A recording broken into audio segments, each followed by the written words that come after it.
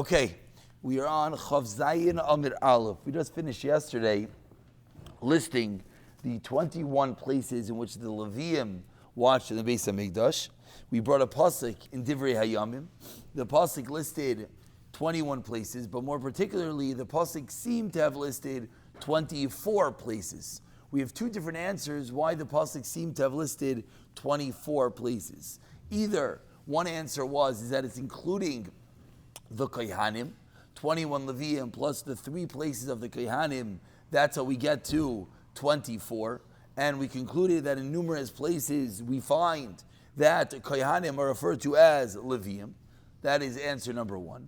Answer number 2 is the way you have to read the pasuk is when it says Asufim Shnayim, it doesn't mean 2 and 2, it means just 2.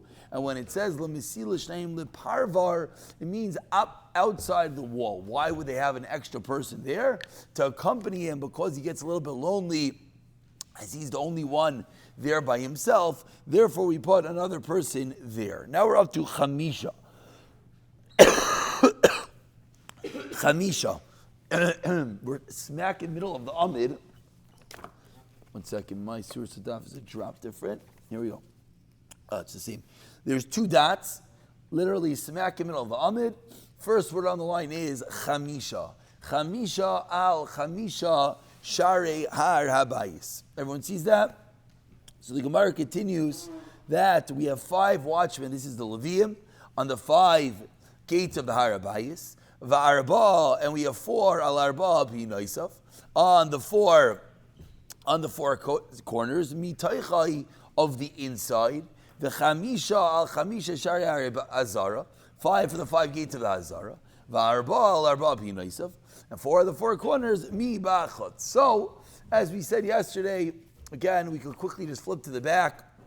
We could see the picture once again, and we remind ourselves that you see you have the inside box over here, you have the outside box over here, that on the outside box, which is the shari harabayis, the watchmen stand on the inside. Whereas by the Azarah, the inside box, the watchmen stand on the outside.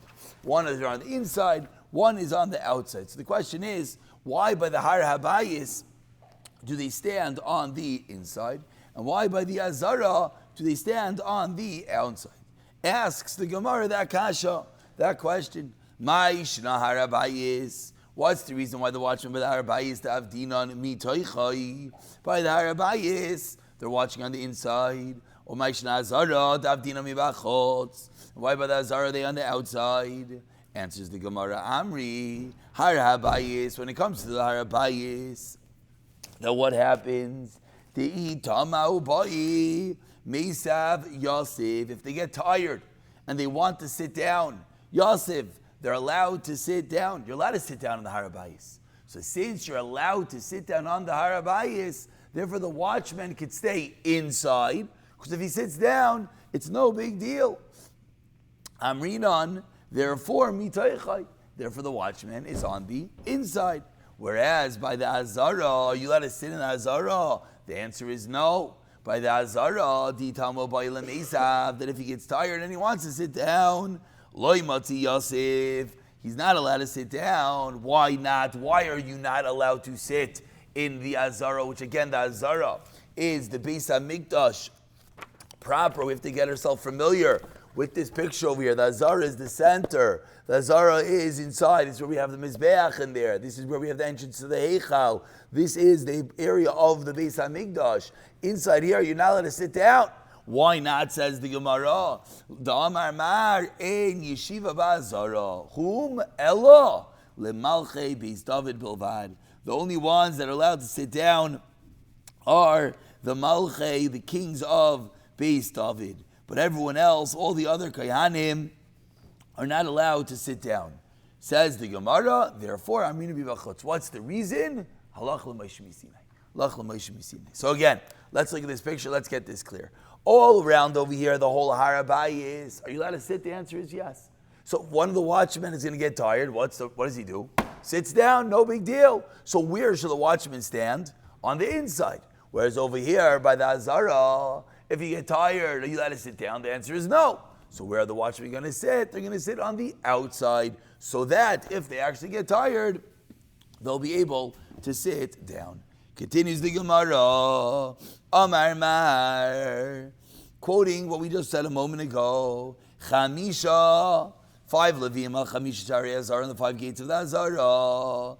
Asks the Gemarah, Chamisha Shari Mudavi Azarah. What's going on over here?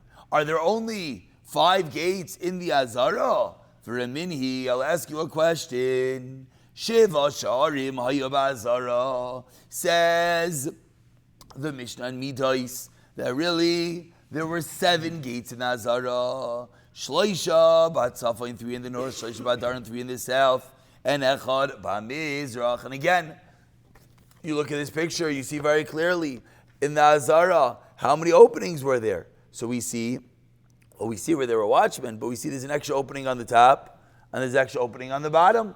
Those are 2 extra gates. So ask the Gemarah, why are there only 5 watchmen? There should be 7. If every gate of the Azarah requires a watchman, so why are there only 5? There should be 7.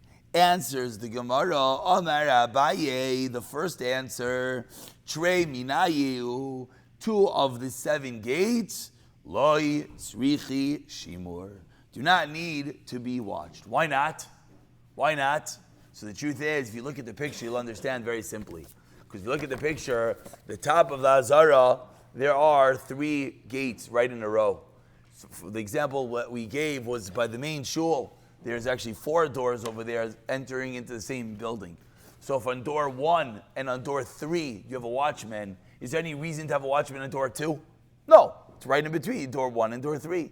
So says Abaye, when it comes to the Azarah, since there were 3 gates right all in a row of each other, the middle one doesn't need a watchman. That's the answer of Abaye. Why is this a little bit of a chiddush? I don't even know why it's a little bit of a chiddush. Because what's the reason for the watchman? Just for kavod. Very good. So if you're just for kavod, who cares if it's close to each other? They're not actually sitting there and looking for the bad guys. If they're actually sitting there, a real security team, then you're right. Then you say, listen, it's right next door. There's no reason for it. But if the whole reason is just to give kavod to the building, then one would maybe have thought that who cares how close it is? Every door should get a watchman. But okay, that is the chiddush of Abaye. Answer number 1. Answer number 2. Rava Amar. Rava says, Tanohi. It's a machloikes Tanoyim. Let's see what that means. De Tanya. As we learned in a Braisa. We're towards the bottom quarter of the Amid. Chav Zayin Amid Aleph. The first word. Just have a different page than you guys.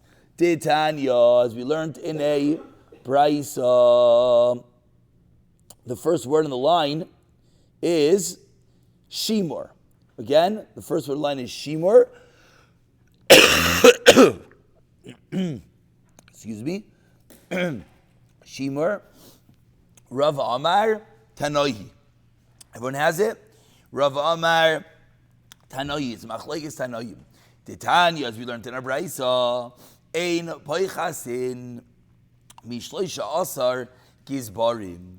You cannot have less than 13 Gizbarim.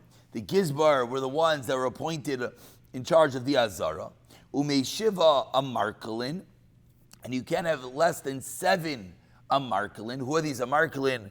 Those were the higher officers that were appointed on top of the Gizbar. So we have a guy called Amarkalin. He's in charge.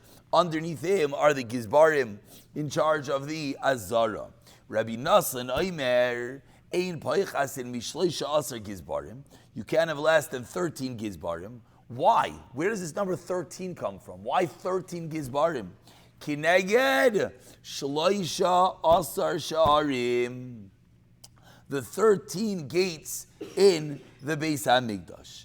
Okay, so 13 gates in the whole Beis HaMikdash. Now let's figure out how many are in the Azarah, the middle area.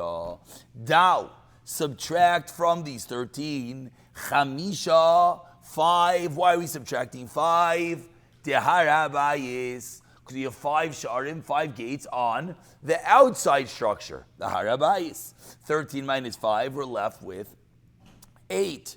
Pashi lehu timanya da azara. We're left with 8 of the Azarah. So the first opinion, Rabbi Nassan Aimer, what does Rabbi Nassan hold? How many gates are in the Azarah? 8. We just said a moment ago there were 7. Rabbi Nassan says really there were 8. Alma, so says the Gemarah, and this is the second answer of Rava. Ika Tana Amar Taman Yava. We see that there is a Tana. Rav Nassan holds that how many gates are there in the Azarah? There were 8 v'ika, and there's also a Tana Amar that says Shiva. Which Tana says 7? That was the Mishnah that we quoted a moment ago. Now the v'ika Tana Amar Chamisha Have. There were 5. So answers the Gemarah. We started off by saying, and this is what we're trying to figure out. We started off by saying that there were 5 gates on Azarah. We asked a question that why are you telling me there were 5? Really? The Mishnah Midais says there are 7. Explains the Gemarah. What's the answer? 2 different answers. Abaye taught us the answer is 2 of the 7 do not need to be watched. Rava says, what's the answer? The answer is, it's a machlokes how many gates were there in the Azarah. Our Mishnah is going to hold there were 5. That's where you have 5 watchmen. The Mishnah in Midais is going to hold there were 7. And there's also an opinion of Nassan says that there were 8. We have 2 more minutes. Let's continue. We're at the 2 dots. About 12 lines from the bottom. Let's go. Lo yahayu yeshenim. So we said in the Mishnah that the young Kohanim, where do they sleep? They did not sleep on the stone benches. Where do they sleep? They slept on the floor. And we said, how do they sleep on the floor? They would take off their Bigdei Kehunah. Lo hayu yeshenim. We're at the 2 dots, about 13 lines from the bottom. They would not sleep in Bigdei Kehunah. They would not sleep in their holy clothing. Says the Gemarah, we could be medayik, we can infer, we can learn from the Mishnah. Sheina, sleeping, hudilai. We see from the Mishnah, it sounds like, what are you not allowed to do in your Bigdei Kehunah, in your holy kohen clothing? Sounds like you're not allowed to sleep. Says the Gemarah, aval, however, are you allowed to hiluch, walk around and chill in your Bigdei Kehunah, in your holy clothing, kohen clothing? It sounds like, aval hiluch, nahalchin. Sounds like that is not a problem. You're allowed to relax, you're allowed to walk around in your kohen clothing. Your only thing you're not allowed to do is sleep in the kohen clothing. Says the Gemarah, Shmas Mina. What do we learn from here? Bigdei Kehunah, nitnu lehanais behen. Bigdei Kehunah, you're allowed to get benefit from them. Sounds like it's a special din that you can't sleep in them. Why can't you sleep in them? We know similarly you're not allowed to sleep in tefillin. Why? Because you might pass gas, etc. But with regard to getting benefit, sounds like yes, you are allowed to get benefit. Says the Gemarah, no raya. Amri, they said, Hu hadin afilu hilach namiloi. Really, you're also not allowed to walk around in your Bigdei Kehunah, in your kohen clothing. So why did the Mishnah say lo haya yeshenim, not to sleep in it? Explains the Gemarah. You know why? So